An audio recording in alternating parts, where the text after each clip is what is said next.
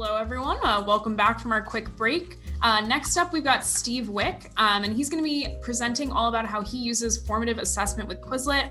Steve is a real EdTech pro. He's, presented at conferences like ISTE, and I know he's going to have a really great session for you guys. So here's up now with Steve. Hey, good morning, everybody. I'm going to jump in and pull up my presentation. Let's see if this goes okay, and then we'll get started here. Yeah, if you just want to share your screen, it should bump me off, and then you should be all set. There we go. Perfect. All right, let's get to this title screen here, make it seem like I actually know what I'm talking about here. Awesome. So welcome, everybody. Forgive me if I seem a little bit more loopy than usual. If you know me, you know I'm pretty loopy to begin with. But, 1 a.m., I got back from a wonderful world of Walt Disney last night. So with my 3 boys and my wife, we spent a whole week there. Very much for the last week. So if you guys have any questions and I don't answer them well now, be sure to reach out to me and I'll get back to them. I'm just going to go over a couple things real quick here and then jump into the 2 things kind of connected to Quizlet that I love the most about doing some formative assessment stuff here. Let's get rolling with this. First, just really quick about me. I'm not really the important part of this whole thing. Anybody can do what I'm doing, probably do it better. I'm science teacher, instructional technology coordinator at Neuqua Valley High School in Naperville, Illinois. I've taught at middle school, and I've taught science most of my career. Right now, I teach 2 sections of AP Environmental Science, and then I do the instructional tech for my building the rest of the day with a couple of other people. There's my contact information. If there's anything you ever need or ever you want, I live by that motto down there in the corner. The more you share, the more you learn, and that's really where I'm at with almost everything that I do. Blog about all this and know your why, and then that bit.ly link that I'll keep up on a bunch of the screens, that actually brings you to the presentation. So if you want to save some stuff for later, come back and look at it, jump ahead because I'm going too slow, go back because I went through something too quick. It's all there for you. So here's what we're doing today. Hey, Steve, just a couple of people have written in just saying they're having a little bit of trouble hearing. So if you wouldn't mind just speaking up a bit, that'd be awesome. I can talk a little bit louder, of course. Perfect. I'm out of practice on this here, and I can't see the background when my screen's up here. So, yep. If you can't hear me, I'm sorry. I'll talk as loud as I can here. For those, I did not have a microphone available to me today. We're kind of in this mess. I don't want to show you the room behind me too much here of getting our school up and ready to go. And I couldn't find my mic this morning in this mess. So I'm going to talk today about what is formative assessment real quickly. I'm going to guess a lot of you know that, but I'm going to give you some resources for that. I'm going to talk about why formative assessment is an essential component for teaching and learning, how I use Quizlet Live and Pear vocabulary, which is connected to Quizlet to engage my students, and then I'm going to give you a bunch more resources. We doing okay with the sound? Yeah, okay. I think that's definitely better. All right, that's definitely better. Good. I'll make sure that I'm talking here then. All right, so what is formative assessment? Real simple. If you don't have a lot of experience with this, it's got to be formative assessment for learning. Okay? It's not summative, which you're kind of getting to at the end, where you may come back and look at the material. That's kind of a check for understanding. Formative assessment is kind of what drives that pathway here, and I'll talk about a little bit more about that with my why here. That glossary for education reform has a great piece that's linked right there that you can take a look at if you're in the actual presentation. I'm not going to jump through all of these resources every minute as we go through this here, but I'm happy to come back to anything if you guys have questions about it. So here's what I'm talking about when I'm talking about formative assessment. One of the things that I do is a lot of student-centered stuff. I do a lot with hyperdocs and a lot of small group and large group activities in classroom. So I don't always have, and my kids don't always have, a step-by-step, here's the questions I could answer and here's the ones that I can't.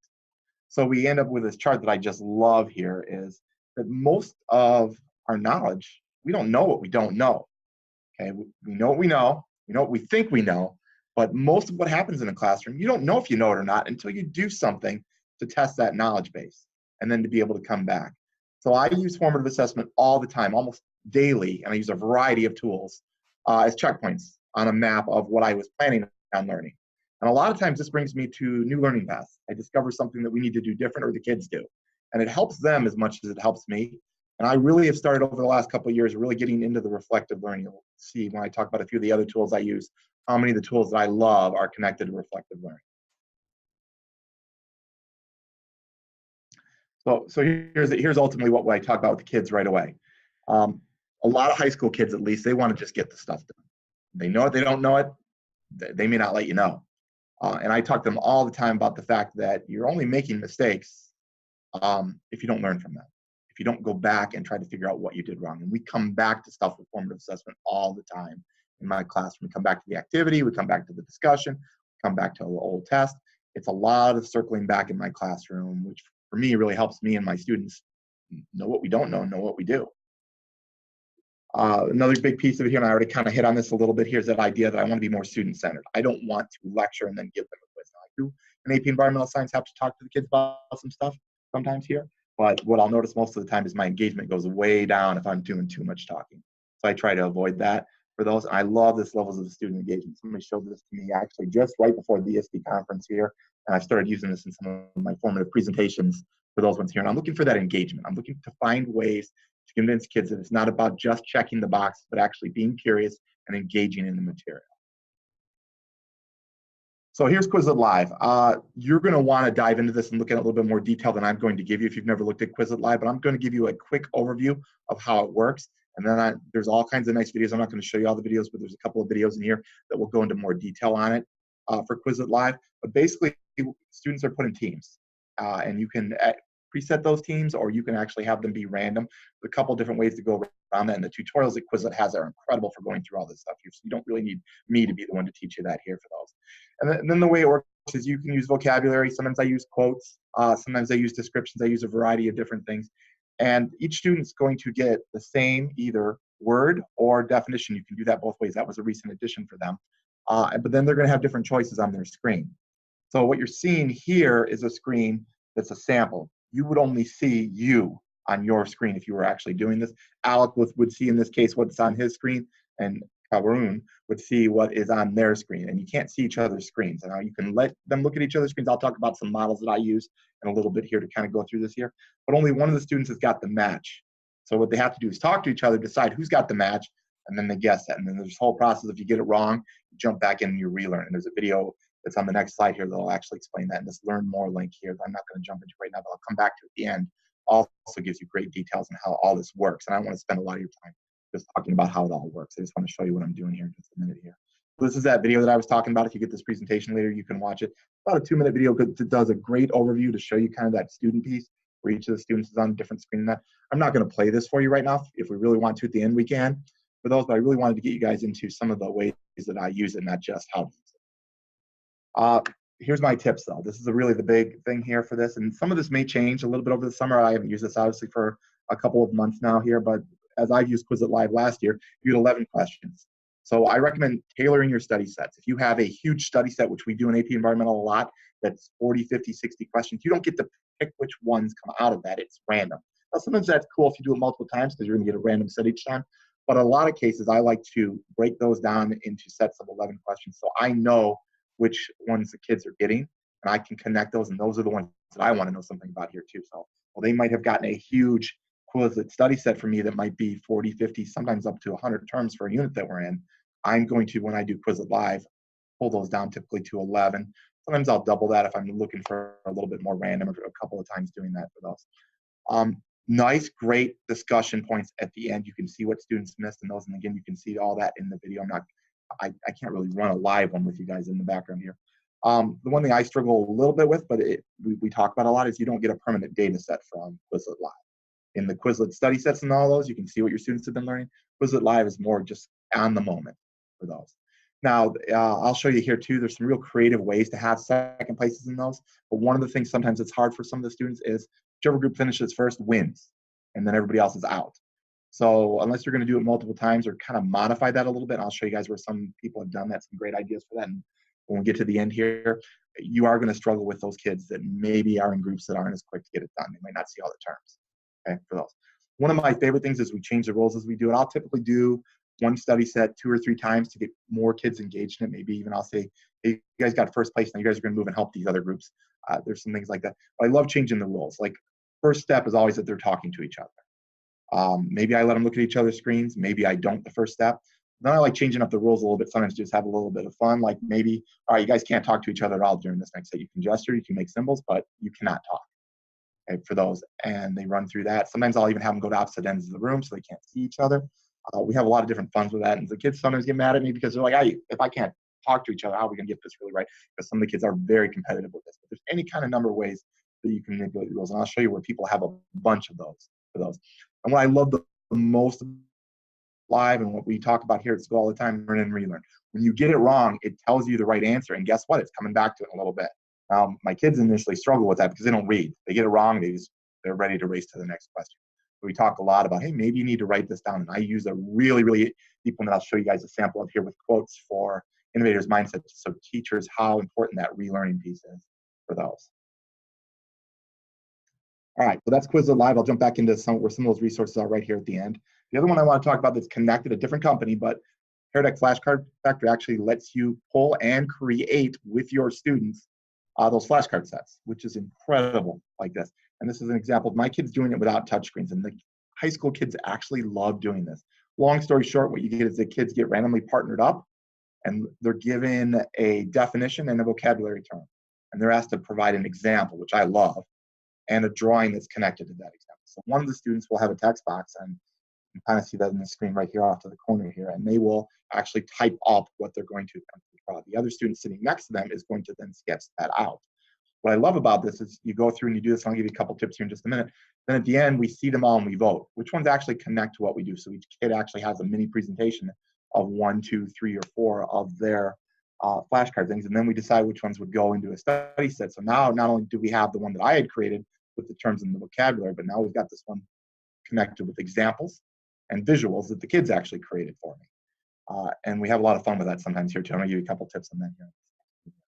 So a nice video for it right here. I'm not gonna show that again. I apologize again. I wanted to get through and get to questions and those kinds of things, but I wanted to have these resources in this presentation for you. All right, so Quizlet, Pear Deck vocabulary tips. A couple of things. You're going to import from Quizlet or create your own. One of the great things about the create your own in it, you don't import them from Quizlet sets that you already have, is it'll look up definitions for you. Lesson learned really hard for me. The first couple times I did this, I tried to do like 15 or 20 terms. We ended up blowing a whole class period because it takes so long to get through those. For me, at least, I've landed on 3 to 5 terms is ideal to do this, to have enough time to vote and have a good discussion. We were racing through the discussions a lot of times when I started getting upwards of 10, 11, or 12 terms. One of the things the high school kids like to do is they like to be funny in some of them. So what I always talk about right away at the beginning here is you get 1. So you're going to do 2 or 3. You get 1 where you can just do something kind of off the wall and fun. They want to see that up on the screen here. If it's inappropriate, I talk to them about it. Now, one of the catches with this right now, and I'm hoping that they update this soon, is it does not directly connect to any students. In other words, they don't have to sign in. They just get a code. So they don't have to use their name. So I always require my students, I bluff about points and things like that, to go in and put their name in it, or it doesn't count for those. And overall, my high school kids have been pretty good with that. Once in a while, I get one that's a little bit too inappropriate, and then we stop and we actually have a discussion about, hey, why would you put this in? And if we have to, we dig a little deeper. And I kind of bluff them a little bit about the fact that, you know, I can tell on your computer who you were. We can go back and do that if we have to. But overall, they're kids. They understand that if I'm talking to them about the idea of, hey, this is a little bit anonymous, but I want you to put your name in there, they're going to be good with it. And that one that I have on there, letting them have some fun with one, that seems to keep that goofiness down a little bit. And I get usually 2 or 3 good ones from each group. I get 1 fun from each group. All right. So here I'm going to jump in and actually try to see if I can open up a couple of these links for you here real quick. But these are all the resources, including a couple of lists of other tools that I have here for those. And I think I'm doing okay on time here before we have to jump into giving you guys a chance to kind of look through this here. So just give me a little bit of time here for those, and I'll just show you where these resources are so you don't even actually need me, other than if you want to bounce some ideas off of those. So the first one here is Quizlet Live, and this will give you a little bit more of a visual of doing this. And what I love about it here is you can actually view this demo. If you click on this view demo, you actually get to kind of experience it as a student. Now you'll actually see your other students' screens off to the side blank for those, but it's a great way for the first time to do it for those. What I highly recommend is get together with a group of teachers and create one. And if you want this one, you can search for it. It's public. This is one that I didn't. I've got too many terms in there, but I did this purposely for those. I got George Kiros to give me permission to use some of his quotes from Innovators Mindset to let me do this. So instead of vocabulary, I did quotes, and the teachers had to match the quotes. And this gets big into that learning one because it is incredibly hard to match a quote with a term when so many of these terms are similar here. Those, but this is just what it looks like for that study set. I wanted to run this here, and long story short, I click on live and we kind of go from there. For those, a little bit hard to do that remotely with you guys here, but that's one that you could try and sit down with a group of teachers. We do our PD with this one quite a bit when we're down here in the classroom. All right, the Quizlet blog. This is one of the things I wanted to show you guys for sure. If you have not looked at this, there's some great stuff here. I'm just going to scroll down just a little bit, obviously the Unconference stuff. What I love is that some educators in here will post, and I was just looking at one the other day down here just a little bit. It's Quizlet Live playoffs. Some ways to take advantage of some of those features that are there so that you can kind of build and do this. So that last session on doing some of those challenges, but here's kind of a great way to do that to get all your kids engaged so you can actually run through that here. There was another one right here for language classrooms that I was reading the other day that I don't use, but I thought there were some great ideas in there for how to put that. This is definitely a place if you're curious about Quizlet Live or Quizlet in general to go and explore a little bit. All right, Pear Deck vocabulary support. That's this one right here. And this one here will walk you through the process here, and you can see that you can get started here. And this is basically, if you've never used Pear Deck, basically I'm going to click on this just to show you kind of what the first interface looks like. There are instructions embedded here and everything to tell you how to just import a Quizlet set and those kinds of things here. But just a couple of clicks, you have to be logged into a Google account. You do need a Google account to use Pear Deck. So if you're not a Google district, then you can ignore this part on the vocabulary factory piece for me, at least for here. And then basically you're going to enter these terms, and you can pull those, and there's a set of instructions to do that. You can also find definitions. So if I start to do a term, I can do that in mine. Like I said, do 3 to 5, and then you send the code out to the kids. The kids also need a Google account to log into this. No, actually they don't. For Pear Deck Flashcard Factory, I take that back because they haven't linked that up yet. They can just do it with just the code, so they don't have to. Last thing I want to talk about here, and then I'm happy to answer any questions, and hopefully I've kept my loopiness to the side here. You guys have been able to hear me enough on this. I apologize that I kind of feel like I'm talking to my computer screen right now. For those, is going through and just looking at some of the other resources here. I do not think that any one formative tool will work all the time for you. That's my opinion, at least. My kids have kind of let me know on that here too. If I do too, they really do love Quizlet Live, but if I do that too often, where I'm looping through Quizlet Live too often, the kids are like, all right, enough, Mr. Wait, Quizlet Live, let's bring something else up here. So this document here is just a little bit more information on formative assessment, and then connections to all of my favorite resources that have mostly been used in the classroom by me and the teachers that I work with for those. So there's quite a bit here. Not a complete list of tools, believe me. You probably have other favorite tools that I'd love for you to share back out with me for that here. I also have this Padlet link if you want to share something or connect with me a little bit later about this one right here. This is a great place to do that. And then I have a formative assessment website, which is a lot of similar stuff here, but it actually breaks down some different things here for Pear Deck that I am in the process of putting together something a little bit more detailed for Quizlet Live. That's not something that I've done so far to date, but we've started using a lot more. So I love their resources, which is why I've never been really pushed to really create my own set of Quizlet Live resources that I connected to right there. So questions, I'm just a tweet away. I'll also bring my email page back up to the front right here, but those are where all those resources are. And let's get back up to that first slide here. Second slide, sorry. Great. If you have any questions or I went too slow or too fast, here it is. Awesome. Thanks so much, Steve. We also have some questions, I think, queued up that we're going to ask and that can go to as well. Yeah. Jeffrey asks, I appreciate the formative assessment element that Quizlet provides. In terms of a within-class approach to dynamic assessment, would you advocate having backup sets of questions, or would you use an in-class alternative such as switching to pair or group challenges? Is that question, do you understand what Jeffrey's asking? Yeah, like I said, I think that you can jump through this any number of ways. We're one-to-one. I didn't mention at the beginning, I apologize. So for me, each of the kids has a device, but you can partner kids up on the devices. You can step in and out. I a lot of times will have a backup slide presentation so that if something's not working technology-wise or stuff like that, I can just run the discussion and we can kind of run it as a whole class discussion for those. So those in-class formatives are important, but you do occasionally run into those points where you just got to hunt and you got to be a teacher and you got to talk and you got to have that. So I always know ahead of time what I'm doing for those. So I have a pretty good sense where, well, it might not be as much fun collaboration-wise for me as some of the nice Quizlet Live features. I can run a Quizlet Live without Quizlet Live. I think that was kind of what we were asking. Yeah, Louise asks, on one of your slides, you mentioned that you stop at 11 for the number of questions when your students are playing Quizlet Live. Can you talk a little bit about why you ask your students to stop at 11 and how that changes your use of Quizlet Live? Well, Quizlet Live is set at 11 unless something's changed recently. You guys can correct me if I'm wrong. So it only lets the first correcting to 12 usually is the 12. one. Yeah. All right. Did I say 11? I meant 12. Yeah. There we go. So obviously I've not used Quizlet Live in a couple of months here. I don't know where I got 11. So first to 12. So there, we can correct that right now. So you get 12. So that's why I always try to just have the 12 that I want them to see. Because what I was saying before, if I didn't explain that very quick, if you have a study set of 45, you don't have any pick of which 12 are going into that Quizlet Live. It's going to randomly select those. Now, sometimes that's good if you're going to do it multiple times because they're going to get a different set each time. But in a lot of cases, I want to know these are the 12 terms that I want them, then I'll go fix that presentation.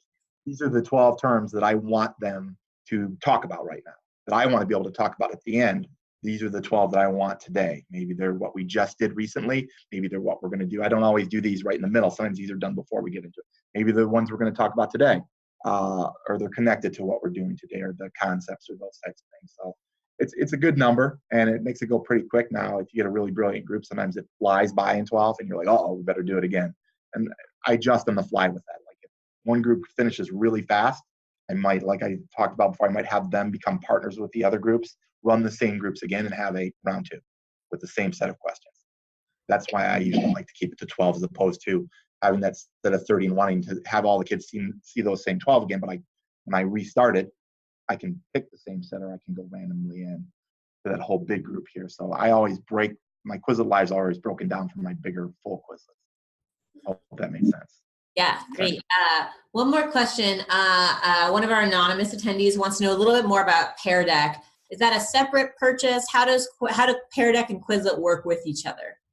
Sure. Great question. Pear Deck's a little bit more, and I didn't want to dive too deep into using Pear Deck. I have a whole set of resources there for Pear Deck. Pear Deck actually pairs up primarily with Google Slides and allows you to ask a lot of different interactive questions. But the one that I was talking about is Pear Deck Vocabulary Factory, which is free.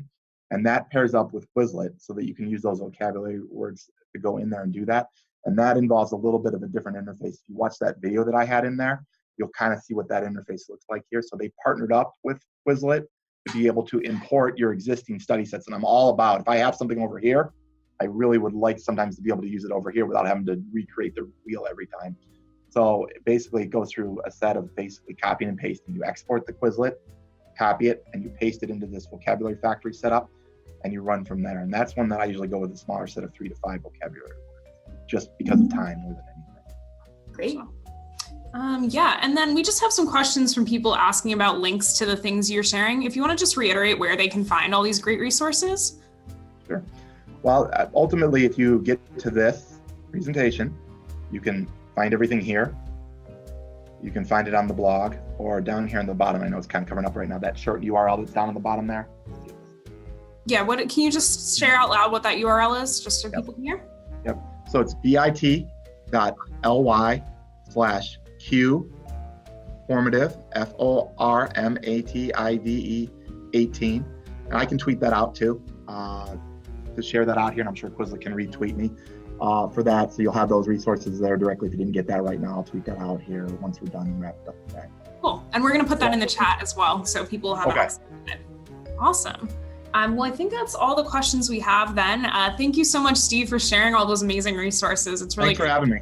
And I appreciate you coming on after being at Disney World until 1 a.m. or getting back late. It was a good trip. Thanks for having me. Glad to hear it. Well, with that, we're going to take another quick couple-minute break. And at 10:05, we're going to talk about the ways to share Quizlet with your students, right? So now that you've heard all about how you can create those Quizlet sets and how you can share them with your students, we're going to talk a bit more about how you can actually do that. So we're going to have Colby Chambers, who's a teacher, come on, and he's going to talk about the ways he shares as a teacher. And then we're actually going to hear from our partner, Google at Google Classroom, and they're going to tell us a bit more just about what's coming up in Google Classroom. So some exciting things coming up ahead, so stay tuned.